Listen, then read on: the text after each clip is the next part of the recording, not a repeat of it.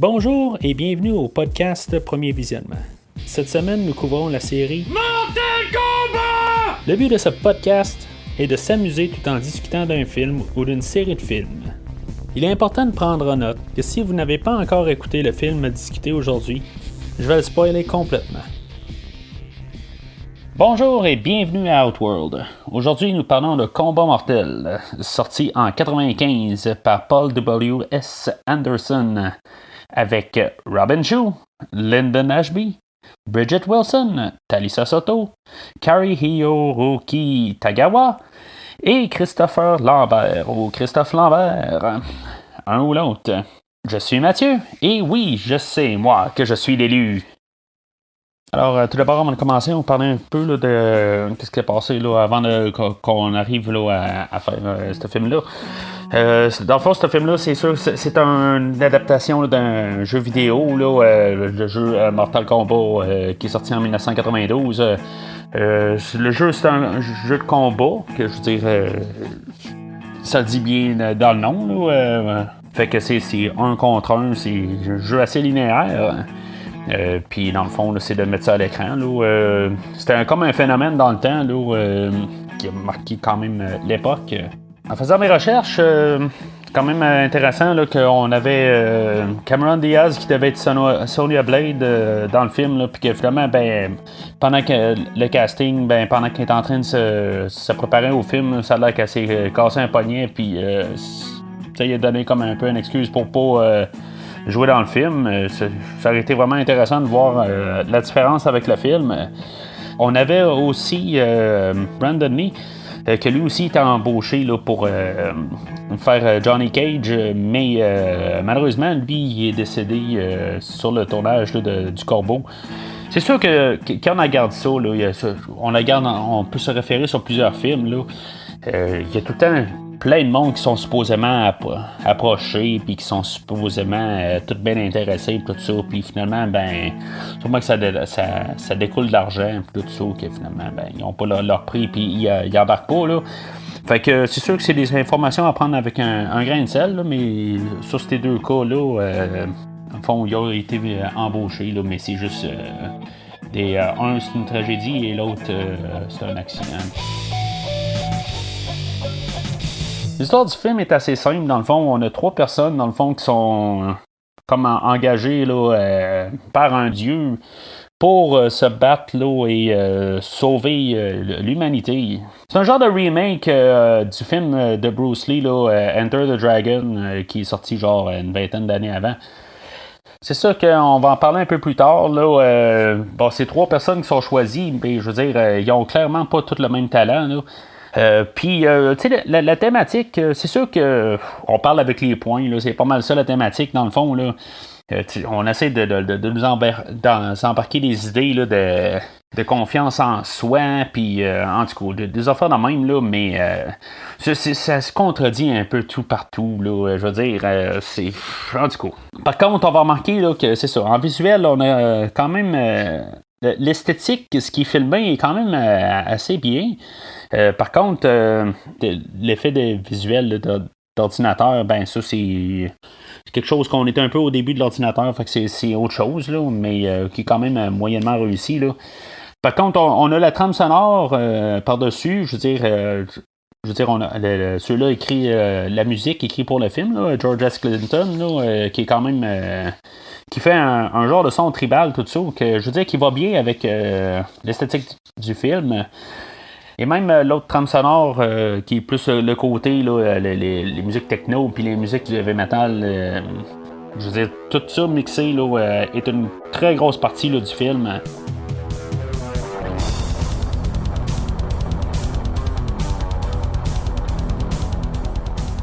Fait que, avant de parler du film en soi, en fait, de scénario, j'ai écouté il y avait comme un bonus sur Blu-ray. C'était un film qui était sorti là, avant le film. Puis c'était un petit vidéo, c'était un comique qui dure à peu près 40 minutes. Puis c'est comme un genre de prequel, mais comme une réécriture du début du film. C'est peut-être un petit prequel intéressant quand on a vu le film une couple de fois. Là, c'est sûr que l'animation là, est vraiment nulle. Là. Honnêtement, là, il y a pas. C'est vraiment mauvais. Là, puis on a les mêmes 3 personnages qui ont plus en apparence du premier jeu. Puis qu'il rencontre Raiden, puis que dans le fond, c'est ça, lui, Raiden, il explique un peu l'histoire là, des combattants là, de Mortal Kombat là, qu'on n'a pas vu. Là.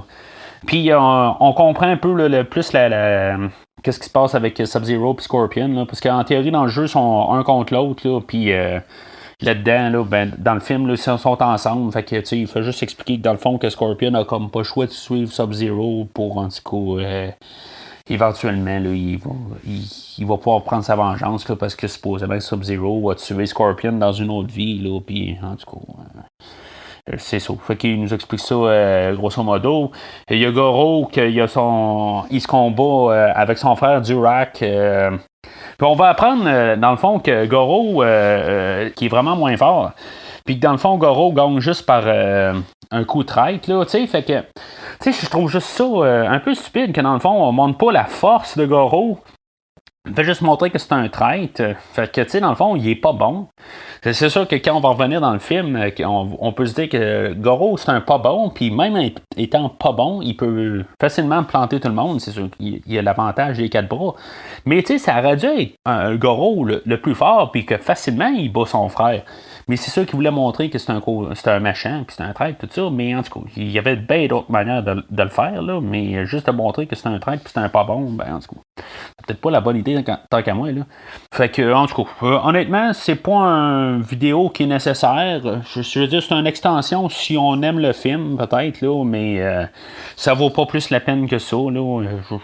Alors maintenant, passons au film. Le film ouvre avec le logo là, qui est tiré carrément du jeu là, pour garder la même esthétique, tout ça, qu'un dans le fond s'emboîte un dans l'autre. On a le logo dragon là, de Mortal Kombat là, qu'on voit avec des feux, tout ça. T'sais, je trouve ça quand même pas pire là, dans le fond. Là, on rentre d'assez dedans là, avec la musique, tout ça. Là, fait que c'est une petite affaire là, de 15-20 secondes, là, puis je veux dire, c'est juste assez qu'on est dans Mortal Kombat. Fait que on sait qu'on part un film de jeux vidéo, que c'est des combats. Je veux dire, normalement, on peut s'attendre à avoir quelque chose d'assez spectaculaire en fait de combat. On ouvre avec le combat de Shang Tsung et le frère Liu Kang, le Chan. Honnêtement, le gars, il donne un coup de pied dans les airs, puis que Shang Tsung, il en bloque un, en tout cas. Puis ça termine pas mal là. OK. Je veux dire, on a un film de combat, puis c'est juste ça qu'on a. OK. Bon, c'est l'intro. OK. On faut montrer que le Liu Kang, c'est le bon, puis que Shang Tsung, c'est le grand méchant, tout ça. C'est OK. Ça peut passer, là. Fait que, après ça, on a l'intro du personnage de Kano, Sonya. Mais elle a un fusil. Tu sais, fait que son introduction, c'est, je veux dire, elle utilise son fusil. En tout cas, il y a quelque chose qui marche pas, là. On a l'introduction là, de Johnny Cage, que dans le fond, que lui, il se combat, mais dans le fond, c'est des cascadeurs. Mais le combat est quand même correct. Dans ma recherche, je peux voir que lui, dans le fond, il a appris genre du taekwondo, du karaté, puis du kung-fu, genre, pour s'entraîner pour le film. Honnêtement, j'ai mes gros doutes. Oui, il fait des passes, mais il me semble qu'il manque un peu d'agilité. Là. Il a peut-être appris la semaine avant ou quelque chose de même. Là, fait que je reste pas convaincu. Fait que, après ça, c'est ça. La manière, lui, il se fait approcher, dans le fond, pour aller au tournoi de Mortal Kombat. Puis je comprends pas tout à fait pourquoi que, dans le fond, ça peut pas être juste quelqu'un qui envoie l'invitation. C'est Shang Tsung qu'on va apprendre, là, dans le fond, qui s'est comme métamorphosé là, en Monsieur Boyd là, qu'on voit. Je veux dire, je comprends pas exactement pourquoi que Shang Tsung irait chercher Johnny Cage pour l'amener à son combat, quand dans le fond, tu sais, il y a un potentiel d'être un vainqueur. Donc, par la suite, on a l'introduction de Raiden là, avec Liu Kang. Là. Tu sais, dans le fond, Liu Kang, c'est comme notre héros du film, mais on l'a pas vu encore se battre, qu'on va en parler tantôt. Mais Raiden, joué par notre Highlander préféré, Christophe Lambert, Bon, en tout cas, je sais qu'il y a un autre Highlander, là, mais en tout cas, peu importe, ça n'a pas rapport. Fait que notre héros, Liu Kang, se fait mettre à terre par un genre de pirouette que Raiden il fait faire, puis je veux dire, Liu Kang, aïe aïe. En tout cas, peut-être que dans le fond, c'était un mouvement ralenti parce que Raiden est allé super vite, là, mais je trouve juste ça comme le gros coup fatal final, tout ça. Là. C'est sûr que dans le fond, là, Paul W.S. Anderson, le réalisateur, il travaille tout le temps sur des genres de passes visuelles. On fait tout le temps quelque chose qui essaie de paraître bien pour l'écran. Ça veut pas dire que c'est logique. C'est comme n'importe quoi. Il faut juste que ça paraisse bien à l'écran. Fait que... suite à ça, ça nous amène là, où, dans le fond, là, où nos trois héros se rencontrent. Puis c'est ça, il y a un Heartline là-dedans là, qu'on va revoir un peu plus tard. Je vois pas exactement pourquoi ils n'ont pas pris quelqu'un d'autre du jeu pour un genre de caméo, là, mais ça, c'est en tout cas. Fait que les trois se rencontrent là, sur le bateau qui va les amener au tournoi sur un autre île. Là. Ils sont genre 100, OK, sur un bateau qui doit avoir à peu près 30 pieds. Peut-être moi là, qui n'a pas tout à fait compris. Là. Mais en tout cas, fait que on a l'introduction là, de Scorpion et Sub-Zero. Dommage que je veux dire, dans le fond, c'est juste des effets spéciaux, là, dans le fond, là, qu'on peut voir qu'il y en a un que Scorpion, c'est ça, il y a son genre de bestiole qui sort de sa main. Puis on a Sub-Zero qui est capable de congeler, là. Puis c'est ça, il y a Raiden qui apparaît, là, tout ça. On commence à embarquer un peu plus dans le royaume là, de ce jeu-là.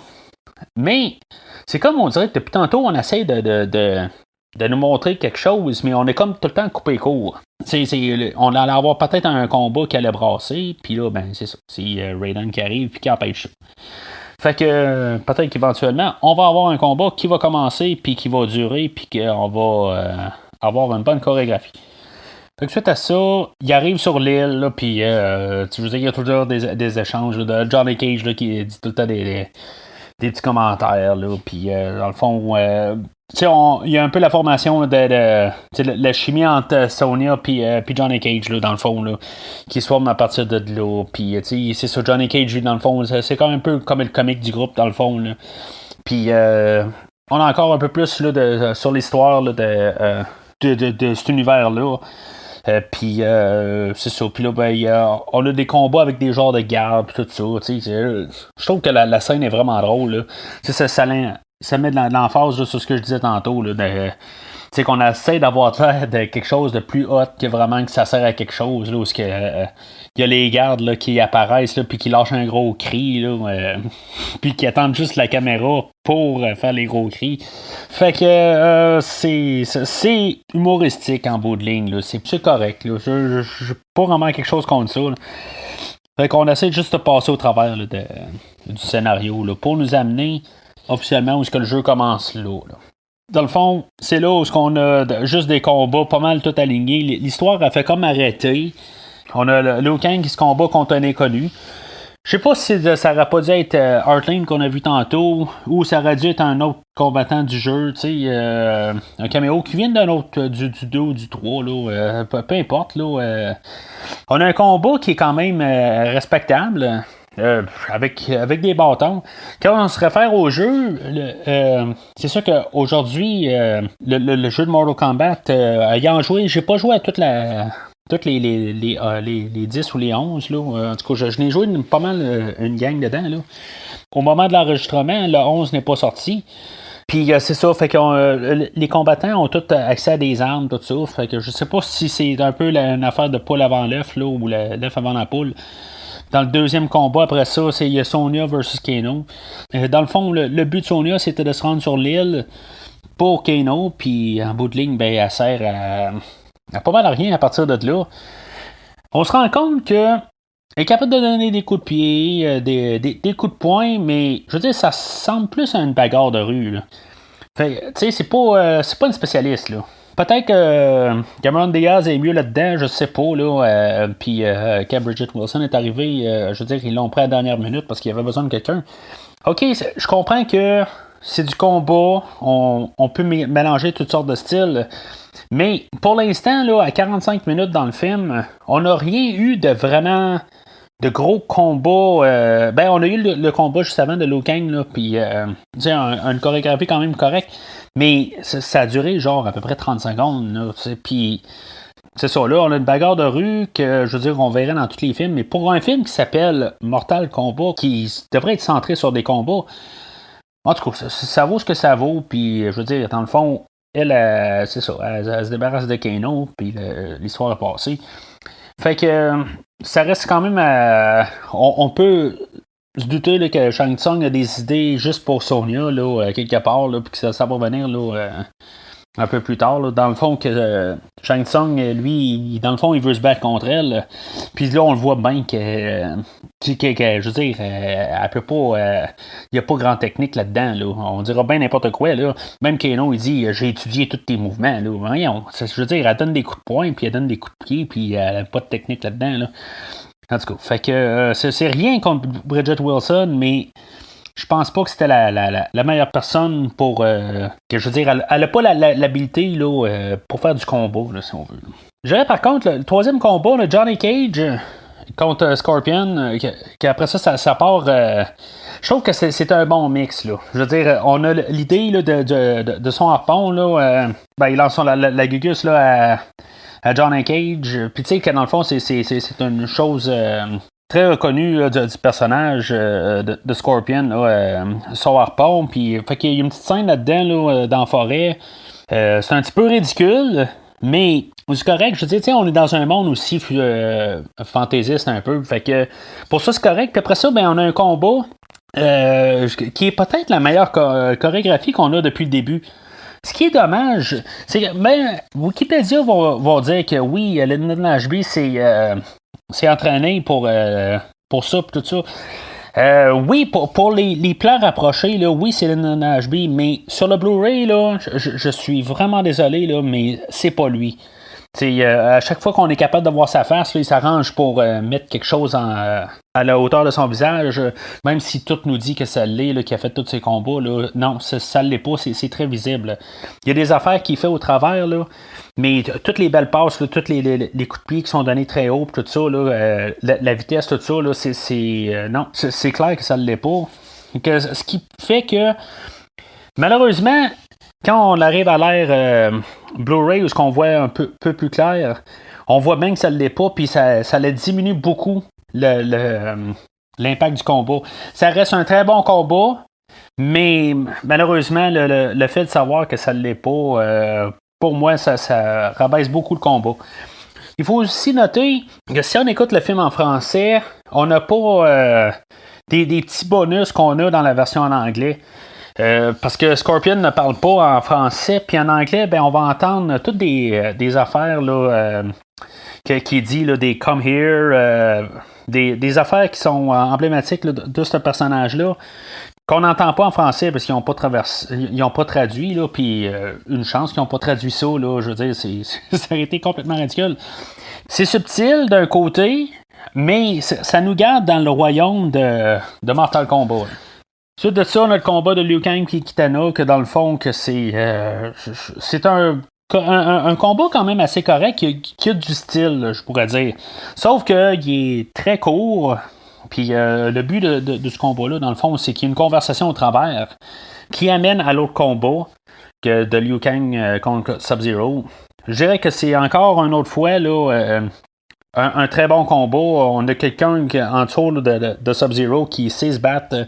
Puis on a Liu Kang aussi qui sait se battre. Et je vais noter en même temps que, dans le fond, là, l'acteur qui fait Liu Kang, là, Robin Shou, c'est lui qui, dans le fond, qui met en scène là, les combats là, pour tout le film. Fait que peut-être qu'il s'est mis plus en valeur, je sais pas. Quoique le combat avec Lyndon Ashby, juste avant, là, c'était pas le sien. Mais, en tout cas, fait que on a quelqu'un au moins qui a de l'air à connaître il a l'air à savoir se battre. On en a deux à l'écran, là. Fait qu'on a un combat peut-être supérieur à ce qu'on a vu là, depuis tantôt, là, à part celui-là avec Scorpion. Rendu là, ben on a le Goro qui apparaît là puis que parce que c'est à son tour là, de en guillemets s'amuser, là, puis que là, on voit juste du monde là, tomber. Là. C'est comme un montage là, de personnes qui tombent à terre, là, puis avec le gros death metal par-dessus, là, puis en tout cas, c'est ridicule, là. juste pour mettre le point là-dessus, ben il y a Goro versus Hartling qu'on a vu au début.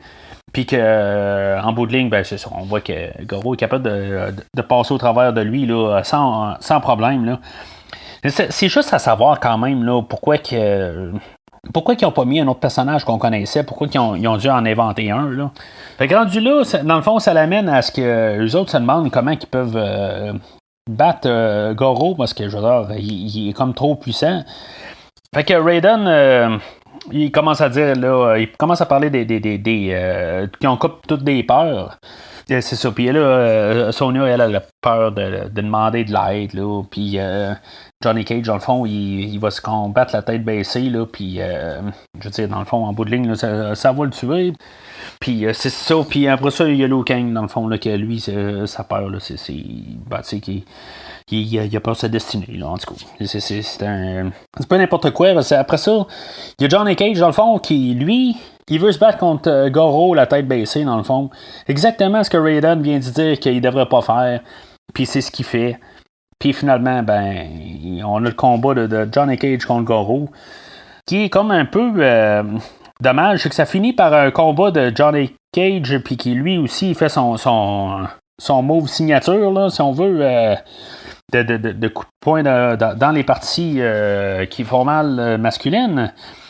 C'est comme dommage qu'on n'a pas eu vraiment de combat pour montrer que lui, il était bon. C'est juste qu'il utilisait sa cervelle. Fait que, en tout cas, on a eu un bon combat de Johnny Cage dans tout le film. Avec Scorpion, puis oui, il valait la peine, mais je veux dire, après ça, ben, son talent n'est pas assez fort pour battre Goro.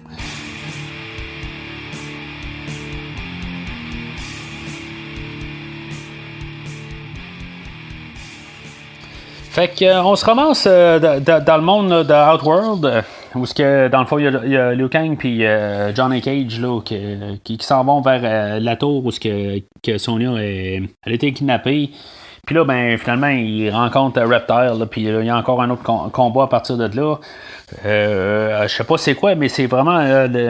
c'est pas le même acteur dans le Ninja, mais... Je veux dire, toutes les chorégraphies sont parfaites. Là. C'est 3 sur 3.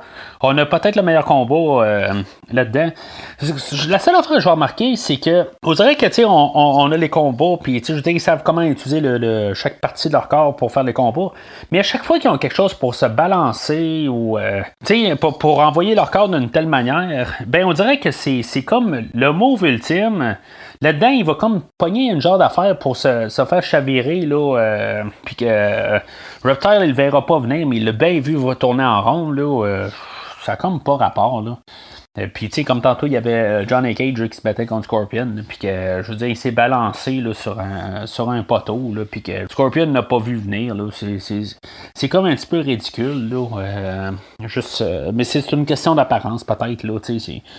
En tout cas, encore une fois, comme je dis, c'est un bon combat. Puis là, il y a Kitana qui apparaît là-dedans. Puis qu'elle dit à Liu Kang, tu commences à apprendre. Mais tu commences à apprendre quoi? Ça n'a pas rapport. Là. Je veux dire, on s'en va vers la fin. Puis on fait juste dire des dialogues pour dire qu'on a de l'air à vouloir dire quelque chose, mais dans le fond, on dit rien. Fait que dans le fond, c'est ça. Ils réussissent à monter la tour, là, les trois, là, pour aller rejoindre Sonya, là, ce qui est gardé captive, là, puis finalement, ben, c'est ça, elle sait que, dans le fond, ses amis vont pas l'abandonner, puis là, ben, fait que son histoire est clos pour elle, puis, ben, c'est ça, l'autre Johnny Cage était clos, fait que là, il reste juste Liu Kang.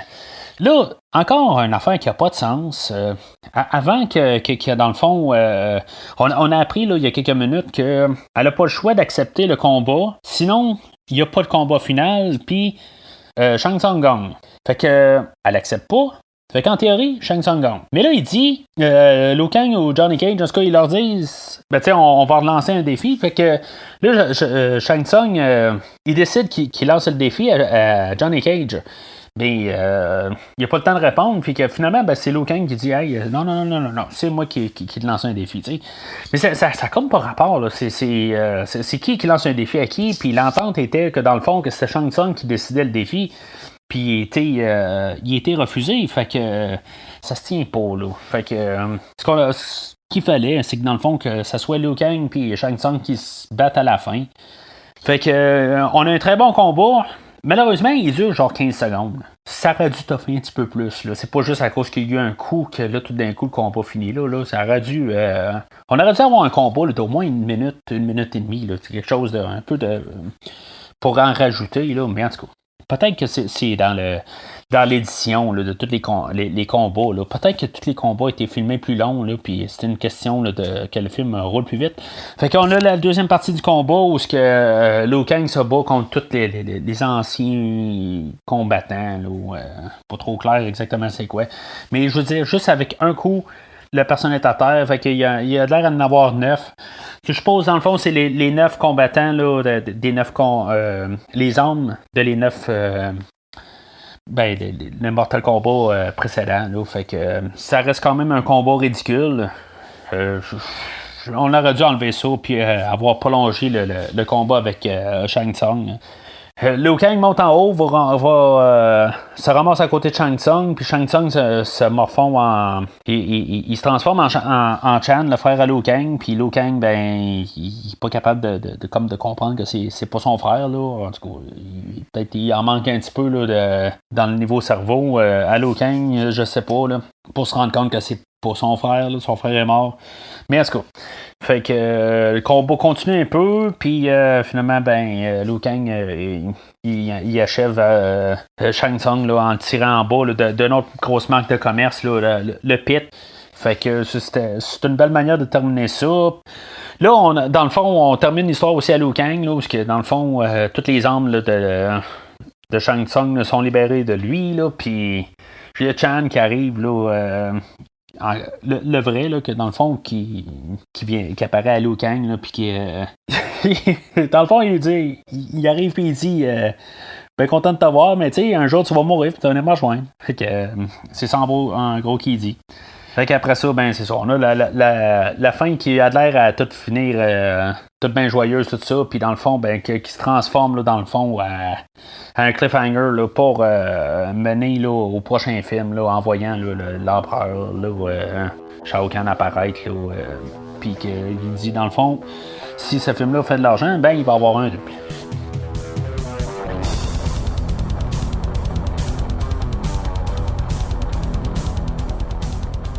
Fait qu'en conclusion, je vais donner un jaune à ce film-là. Je dirais que peut-être le fait de moi d'être capable de le regarder, puis probablement je vais le regarder encore, il y a beaucoup une question de nostalgie. Malheureusement, c'est ça, il n'y a rien qu'on pourrait voir. Là. Quelqu'un qui n'a pas vu le film là, pour arriver puis à dire que dans le fond là, que c'est un bon film. Même si quelqu'un aime les jeux de Mortal Kombat aujourd'hui, il reviendrait à aller voir le film de 95. Puis il y aurait une déconnexion totale. L'esthétique en fait là, de visuel, là, les plateaux, tout ça. Je trouve qu'ils sont merveilleux. Les effets spéciaux, ben, sont très. Ils jurent pas mal. La trame, puis la bande sonore, je dirais qu'elle est A1 pour le film. Sauf que.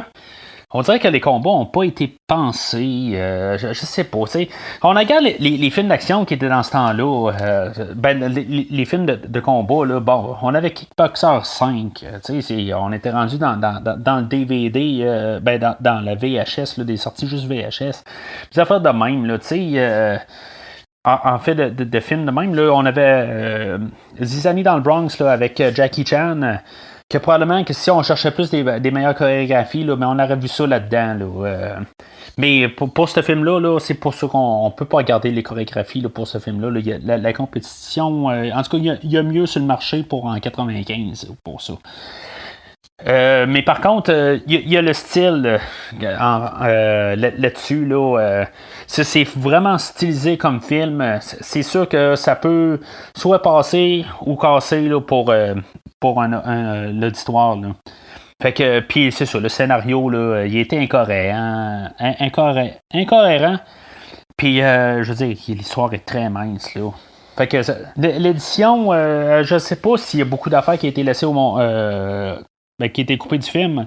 Peut-être que ça aurait été mieux là, s'il aurait coupé peut-être que les combats auraient été coupés différemment puis auraient été un peu plus longs. Puis peut-être couper un des personnages carrément là, puis pour justement l'ajouter un petit peu plus sur d'autres personnes. C'est sûr qu'on essaie de transposer un jeu à l'écran, puis on essaie de mettre le plus de personnages possible là, pour essayer au moins d'être fidèle au premier jeu, là, où on en rajoute du deuxième. Là. Ça a l'air que, dans le fond, le personnage de Reptile n'était pas là au début, puis que, dans le fond, c'était juste pour en ajouter un peu, justement, on a essayé d'en rajouter. Mais peut-être qu'on aurait dû, pas en filmer plus, mais changer l'édition du film, puis avoir des plus longs combats, puis plus de qualité, ou juste les refaire. Peut-être refilmer des combats. C'est sûr qu'en rajoutant Reptile, on rajoute peut-être un des meilleurs combats dans le film. Mais en tout cas, je veux dire, c'est sûr, on peut pas nécessairement écouter le film en s'il aurait fait ça. On regarde le produit final, puis malheureusement, je trouve qu'on a un film qui est un petit peu trop coupé, là. Ça, surtout au niveau des combats. Là. La critique générale que j'entends parler des gens sur ce film-là, c'est généralement que il manquerait peut-être un peu de violence parce que c'est un jeu qui est quand même assez extrême, qui a du sang partout, puis que je veux dire, dans le fond, il y a à peine de sang dans ce film-là. Là. Je veux dire, il y a un bout où ce que Shang Tsung, une fois avoir reçu le seul et unique coup de poing dans la figure, qui a un peu de sang sur le bord de la bouche, puis c'est à peu près tout le sang qu'il y a dans le jeu. Je pense pas que ce film-là bénéficierait vraiment d'être plus sanglant. Peut-être qu'aujourd'hui, en faisant un remake, mais je pense pas que finalement ça apporterait quelque chose de plus nécessairement. Là. C'est quand même un peu le monde, l'univers là, est quand même là mais sans sang, mais je veux dire, on n'a pas besoin de plus. Là. On a les choses emblématiques du jeu là, avec les Scorpions, puis toutes les fausses qui crient, les fatalities, puis toutes les petites affaires là, qui font que ça fait une différence entre une opération Dragon, là, le film de Bruce Lee, là, comme que je disais que c'est sensiblement un remake de, puis le film de Mortal Kombat, là, où est-ce qu'on a cette esthétique-là. Là. Fait que c'est pas mal tout pour aujourd'hui. Ce show est pas mal un show bonus là, la semaine prochaine. On va retourner dans la série X-Men là, avec le film de Deadpool. Plus tard dans la semaine, on va revenir avec le film de Mortal Kombat 2. D'ici là, vous pouvez vous inscrire là, avec le fil RSS. Ce qui serait important aussi, là, je n'en parle pas bien souvent, là, mais si vous pouvez partager l'épisode, juste sur votre feed Facebook ou n'importe quoi, parlez-en. Des gens qui peuvent aimer le show, plus le podcast grossit, je veux dire, plus, je veux dire, c'est plaisant pour tout le monde. Là. Fait que ça peut être intéressant pour certains là, qui aiment les films là, que j'ai déjà couverts, que ce soit Transformers, Halloween, les X-Men. Plus tard, il va y avoir des Star Wars plus tard dans l'année. C'est sur les 2 Mortal Kombat. Là, fait que. Puis encore d'autres là, que je veux dire, dans le fond, que je parle pas encore, là, mais qui vont apparaître. Là. Je sais que dans le fond, vous l'écoutez d'un certain format, mais si c'est plus facile, vous pouvez l'écouter sur Spotify ou sur YouTube. YouTube, j'ai pas grand-chose. Mais sur iTunes, tous les épisodes se trouvent là. Sur Podbean, il y a tout moyen de les télécharger en MP3. Alors, jusqu'au prochain épisode, trouvez votre animalité.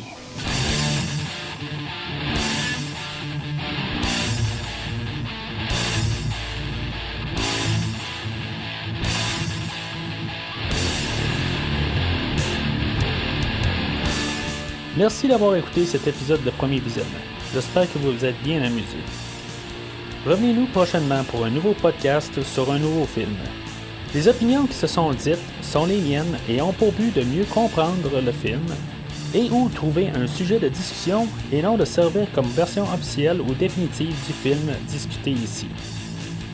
N'oubliez pas de suivre la page Facebook de Premier Visionnement pour être informé de nouveaux podcasts.